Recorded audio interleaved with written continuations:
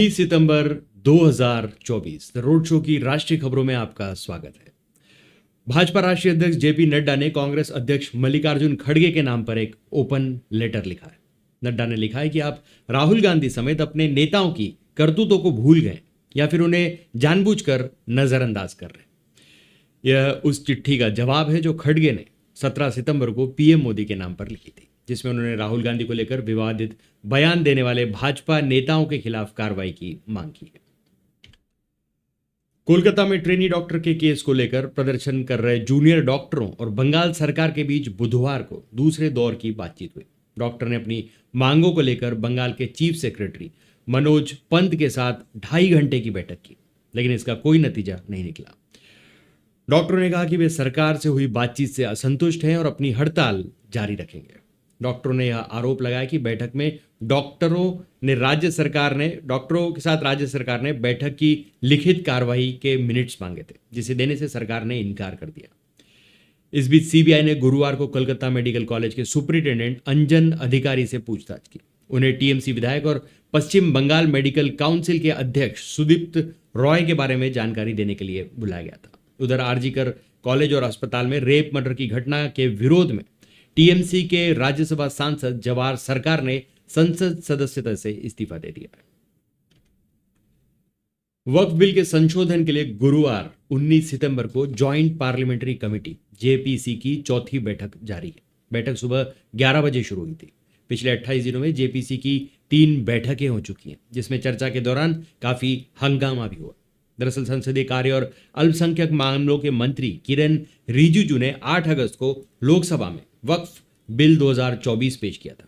कांग्रेस और समाजवादी पार्टी समेत विपक्षी दलों ने इस बिल को मुस्लिम विरोधी बताया था। विपक्ष के विरोध के बीच यह बिल लोकसभा में बिना किसी चर्चा के जेपीसी को भेज दिया गया था। कर्नाटक के राजराजेश्वरी नगर से भाजपा विधायक मुनिरत्न के खिलाफ यौन शोषण का मामला दर्ज किया गया है। पुलिस के मुताबिक घटना एक पर्सनल रिसोर्ट में हुई थी। विधायक सहित 7 लोगों के खिलाफ एफआईआर दर्ज की गई है। मुनिरत्न पहले से न्यायिक हिरासत में। उस पर एक कॉन्ट्रैक्टर को धमकाने, गाली देने और मारपीट करने का आरोप। पुलिस ने मुनिरत्न को 14 सितंबर को अरेस्ट किया था। वह 30 सितंबर तक जुडिशियल कस्टडी में। केरल के स्वास्थ्य विभाग ने बुधवार को राज्य में मंकी पॉक्स के मरीज की पुष्टि की। विभाग के मुताबिक 38 साल का व्यक्ति हाल ही में यूएई से लौटा है। 17 सितंबर को मंकी पॉक्स के लक्षण दिखने पर उसने खुद को क्वारंटाइन कर लिया। राज्य की स्वास्थ्य मंत्री वीना जॉर्ज ने फेसबुक पोस्ट में कहा कि उत्तरी मल्लपुरम जिले के मंजोरी मेडिकल कॉलेज में मंकी पॉक्स के लक्षण दिखने पर एक व्यक्ति को भर्ती कराया गया। नमूने लेकर जांच कराई गई। मंत्री ने विदेश से आने वाले लोगों राज्य की जनता में मंकी पॉक्स के लक्षण दिखने पर तुरंत इलाज लेने और स्वास्थ्य विभाग को सूचना देने की अपील की है। हालांकि राज्य सरकार ने मंकी पॉक्स के स्ट्रेन का खुलासा नहीं किया। इससे पहले 9 सितंबर को देश में मंकी पॉक्स से पहले मरीज मिलने की पुष्टि हुई थी। केंद्रीय स्वास्थ्य मंत्रालय ने बताया था कि विदेश से लौटे एक व्यक्ति को 8 सितंबर को मंकी पॉक्स के संदेह में आइसोलेशन में रखा गया। सैंपल लेकर जांच कराई गई, जिसमें मंकी पॉक्स के स्ट्रेन वेस्ट अफ्रीकन क्लेड 2 की पुष्टि हुई थी, लेकिन ये स्ट्रेन WHO की ग्लोबल हेल्थ इमरजेंसी में शामिल स्ट्रेन क्लेड 1 नहीं है। राजस्थान में जीएसटी चोरी को लेकर बड़ा फर्जीवाड़ा सामने आया है। फर्जी दस्तावेजों के आधार पर 3 कंपनियां बनाई गई। इसके बाद इन्हीं कंपनियों ने 54 कंपनियों से व्यापार के फर्जी बिल तैयार किए। महज 1 से 1.5 साल के भीतर इनपुट टैक्स क्रेडिट ITC और जीएसटी रिफंड के नाम पर 166 करोड़ रुपए की टैक्स की चोरी की। जीएसटी खुफिया महानिदेशालय DGGI की रिपोर्ट के अनुसार पूरा खेल बेहद शातिर तरीके से किया गया, जिसका मास्टरमाइंड एक 26 साल का वीरेंद्र उर्फ कल्पेश कुमार निकला। पूरे घटनाक्रम में उसके 2 साथी कृष्ण कुमार और दिनेश कुमार भी शामिल थे, लेकिन पूरा लेन देन वीरेंद्र के खाते से हुआ। एक्सपर्ट्स की माने तो 18% जीएसटी के लिहाज से यह फर्जीवाड़ा करीब 1000 करोड़ तक पहुंचने की संभावना है। मामले की सत्यता जांचने मीडिया टीम बाड़मेर के मुटरला गांव स्थित वीरेंद्र के घर पहुंची। आरोपी के पिता हेमराम ने बताया कि महाबार स्थित एक बैंक से लोन लेकर ट्रैक्टर खरीदा है। दिन रात उसे चलाकर लोन की किश्त भर रहा हूं। घर में ट्रैक्टर ट्रॉली और पानी का एक टैंकर है। वीरेंद्र जयपुर में रहकर कंपटीशन की तैयारी कर रहा है। वो खुद के पैसे से घर लेना चाहता है। वीरेंद्र उसका साथी दिनेश कुमार जीएसटी खुफिया महानिदेशक डीडीजीआई की पुणे की इकाई में गिरफ्त में है। दोनों से पूछताछ की जा रही है। तीसरा साथी कृष्ण कुमार अभी तक फरार है। बिहार के नवादा में दलित बस्ती में दबंगों ने बुधवार रात 8 बजे 80 घरों में आग लगा दी। आरोपियों ने फायरिंग भी की, लोगों के साथ मारपीट भी हुई। इसके बाद यहां तनाव बना हुआ। गांव में हालात पर काबू पाने के लिए 5 थानों की पुलिस तैनात की गई। 15 लोगों को गिरफ्तार किया गया। इस घटना की वजह जमीन विवाद बताया जा रहा है। मामला नवादा जिले के मुफस्सिल थाने क्षेत्र के ददौर स्थित कृष्णानगर दलित बस्ती का है। इस घटना में कई मवेशी जल गए। मौके पर दमकल विभाग की गाड़ियां पहुंची। कड़ी मशक्कत कर आग पर काबू पाया गया, लेकिन तब तक घर में रखे सामान जलकर राख हो गए थे। बिहार के 5 लोकेशंस पर एनआईए ने रेड की है। इसमें 3 गया में पूर्व एमएलसी मनोरमा देवी के घर और प्लांट पर एनआईए की टीम ने दबिश की है। एपी कॉलोनी स्थित जदयू की पूर्व एमएलसी मनोरमा देवी के आवास पर भी सुबह 4 बजे छापेमारी शुरू हुई। घर से 1 करोड़ से ज्यादा कैश मिलने की खबर है। जांच एजेंसी ने नोट गिनने की मशीन मंगवाई है। मशीन के साथ एसबीआई के चीफ मैनेजर शशिकांत भी पहुंचे। उनसे बात करने की कोशिश की गई, लेकिन उन्होंने कुछ भी बताने से इनकार कर दिया। घर के अंदर किसी को जाने की इजाजत नहीं है। घर में मौजूद लोगों से पूछताछ की जा रही है। जिला पुलिस के सहयोग से एनआईए ने कार्रवाई की है। घर के साथ ही उनके बोध गया में जानपुर गांव के पास स्थित प्लांट पर भी छापेमारी हुई। इसके अलावा बाके बाजार में भी एनआईए की टीम छापेमारी कर रही है। मनोरमा देवी के दिवंगत पति बिंदेश्वरी यादव जिला पार्षद अध्यक्ष थे। उनके खिलाफ नक्सल गतिविधि और सांठगांठ का केस था। नक्सलियों को कारतूस सप्लाई करने के आरोप में बिंदेश्वरी यादव की गिरफ्तारी हुई थी। उसकी गाड़ी से ही सैकड़ों की संख्या में कारतूस बरामद हुए थे। तब इनके खिलाफ देशद्रोह का केस भी दर्ज किया गया था। आज की कार्रवाई भी नक्सल कनेक्शन तलाशने को लेकर होने की खबर है। पूछताछ पूर्व एमएलसी और घर के सदस्यों से की जा रही है। बता दें कि मनोरमा देवी का बड़ा बेटा रॉकी यादव देश के चर्चित रोड रेज गोलीकांड का भी मुख्य आरोपी है। हालांकि हाईकोर्ट ने साक्ष्य के अभाव में उसे बरी कर दिया था।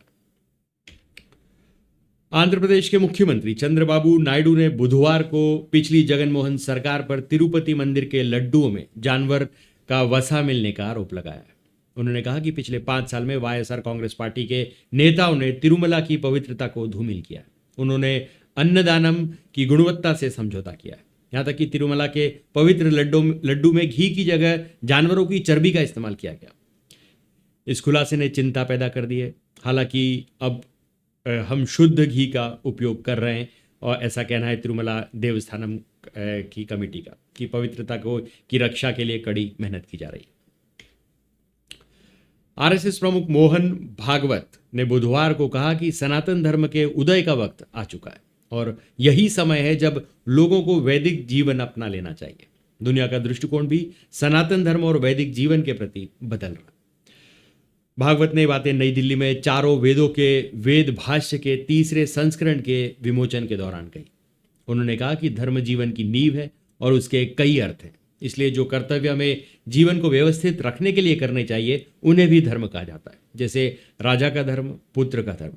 जीवन को सही ढंग से चलाने और एक साथ रहने के लिए हमें एक दूसरे की प्रकृति को समझकर व्यवहार करना चाहिए। इसलिए प्रकृति को भी धर्म कहा जाता है। हालांकि धर्म का ज्ञान वेदों से आता है, क्योंकि वेद सत्य पर आधारित है। कैबिनेट ने चंद्रयान-4 मिशन को मंजूरी दे दी है। इस मिशन का उद्देश्य स्पेसक्राफ्ट को चंद्रमा पर उतारना, सैंपल कलेक्ट करना और उन्हें सुरक्षित रूप से पृथ्वी पर वापस लाना है। कैबिनेट ने वीनस ऑर्बिटर मिशन और भारतीय अंतरिक्ष स्टेशन बीएएस की स्थापना को भी मंजूरी दे दी है। दोनों मिशन को साल 2028 तक लॉन्च करने का प्लान है। 2000 करोड़ रुपए के इस मिशन में चंद्रमा की चट्टानें और मिट्टी को पृथ्वी पर वापस लाया जाएगा। मिशन में 2 अलग अलग रॉकेट का इस्तेमाल होगा। हेवी लिफ्टर LVM-3 और इसरो का रिलायबल वर्कहॉर्स PSLV अलग अलग पेलोड लेकर जाएंगे। देश भर में लोकसभा के साथ विधानसभा चुनाव वन नेशन वन इलेक्शन करवाने के प्रस्ताव को बुधवार को केंद्रीय कैबिनेट ने मंजूरी दे दी। बिल शीतकालीन सत्र यानी नवंबर-दिसंबर में संसद में पेश किया जाएगा। कैबिनेट मीटिंग के बाद केंद्रीय मंत्री अश्विनी वैष्णव ने कहा कि पहले फेज में विधानसभा और लोकसभा चुनाव साथ होंगे। इसके बाद 100 दिन के भीतर दूसरे फेज में निकाय चुनाव साथ कराए जाएंगे। 17 सितंबर को गृह मंत्री अमित शाह ने कहा था कि सरकार इसी कार्यकाल में वन नेशन वन इलेक्शन लागू करेगी। 15 अगस्त को प्रधानमंत्री ने कहा था कि बार बार चुनाव देश की प्रगति में बाधा पैदा करते हैं। वन नेशन वन इलेक्शन पर विचार के लिए बनाई गई पूर्व राष्ट्रपति रामनाथ कोविंद की अध्यक्षता वाली कमेटी ने 14 मार्च को राष्ट्रपति द्रौपदी मुर्मू को अपनी रिपोर्ट सौंप दी थी। रिपोर्ट 18,626 पन्नों की है। पैनल 2 सितंबर 2023 को बनाया गया था। यह रिपोर्ट स्टेक होल्डर्स एक्सपर्ट्स से चर्चा के बाद 190 दिन की रिसर्च का नतीजा है। कमेटी ने सभी विधानसभाओं का कार्यकाल 2029 तक करने का सुझाव दिया है। छत्तीसगढ़ में बुधवार को छत्तीसगढ़ आर्म्ड फोर्सेस सीएएफ के जवान ने खाने के दौरान मिर्च नहीं देने पर राइफल से फायरिंग कर दी। इसमें 2 जवानों की मौत हो गई। एक जवान की कमर में गोली लगी है जो उसकी आंतों में घुस गई। पहले बताया गया कि उसकी मौत सदमा लगने से हुई है। वहीं 2 जवान घायल हैं। इनमें एक के दोनों पैर में बुलेट धंसी हुई है और दूसरे को छूती हुई निकल गई। कुमसी सामुदायिक स्वास्थ्य केंद्र में दोनों को भर्ती कराया गया है। मामला बलरामपुर जिले के सामरी थाना इलाके के भूताही कैंप का है। गोली चलाने वाले जवान का नाम अजय सिदार है। वह सीएएफ की 11वीं बटालियन में तैनात है। आरोपी ने जिस राइफल से फायरिंग की वह किसी और जवान की है। सुप्रीम कोर्ट ने मंगलवार को एक याचिका पर सुनवाई करते हुए देश भर में बुलडोजर एक्शन पर रोक लगा दी। सुनवाई के दौरान केंद्र सरकार ने दलील दी एमपी का एक मामला है जहां 70 दुकानों को गिरा दिया गया। इनमें से 50 दुकानें हिंदुओं की थी। मीडिया की पड़ताल में सामने आया कि 2.5 साल में मध्य प्रदेश में 259 मकान तोड़े गए। इसमें 160 मुस्लिम और 99 मकान हिंदुओं के। प्रशासन ने 22 अगस्त को छतरपुर में थाने पर पथराव के मुख्य आरोपी हाजी शहजाद अली की 20 करोड़ रुपए की हवेली को जमींदोज कर दिया था। सुप्रीम कोर्ट ने इस मामले में भी राहत मांगी गई थी। मीडिया ने मार्च 2022 से लेकर 26 अगस्त 2024 तक एमपी में ऐसे बुलडोजर एक्शन का एनालिसिस किया। तो आज के लिए बस इतना ही। तब तक के लिए हंसते रहें, मुस्कुराते रहें, स्वस्थ रहें, व्यस्त रहें और मस्त रहें। जी हाँ, चैनल को भी जरूर सब्सक्राइब करें। धन्यवाद।